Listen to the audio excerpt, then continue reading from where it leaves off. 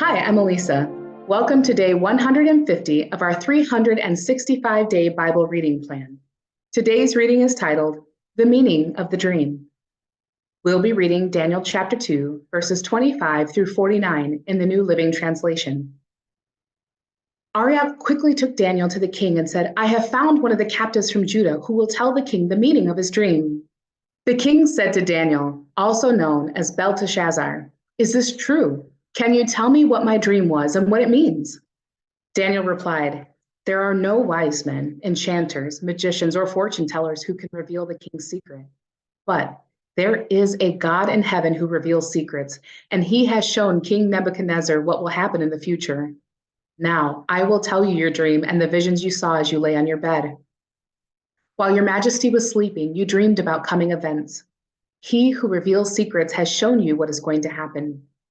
And it is not because I am wiser than anyone else that I know the secret of your dream, but because God wants you to understand what was in your heart. In your vision, your majesty, you saw standing before you a huge shining statue of a man.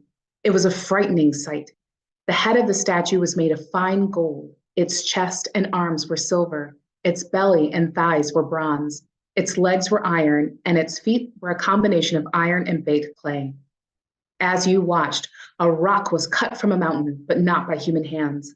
It struck the feet of iron and clay, smashing them to bits. The whole statue was crushed into small pieces of iron, clay, bronze, silver, and gold. Then the wind blew them away without a trace, like chaff on a threshing floor.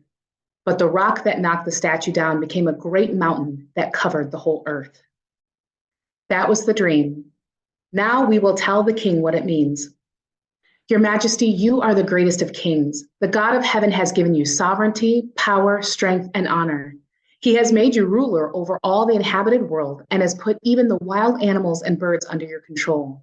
You are the head of gold.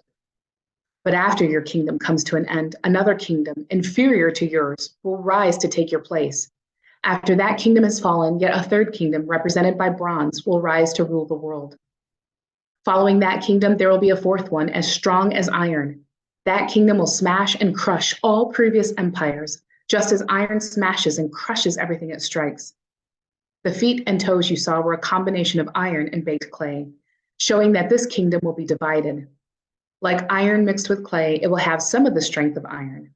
But while some parts of it will be as strong as iron, other parts will be as weak as clay. This mixture of iron and clay also shows that these kingdoms will try to strengthen themselves by forming alliances with each other through intermarriage. But they will not hold together, just as iron and clay do not mix. During the reigns of those kings, the God of heaven will set up a kingdom that will never be destroyed or conquered. It will crush all these kingdoms into nothingness, and it will stand forever.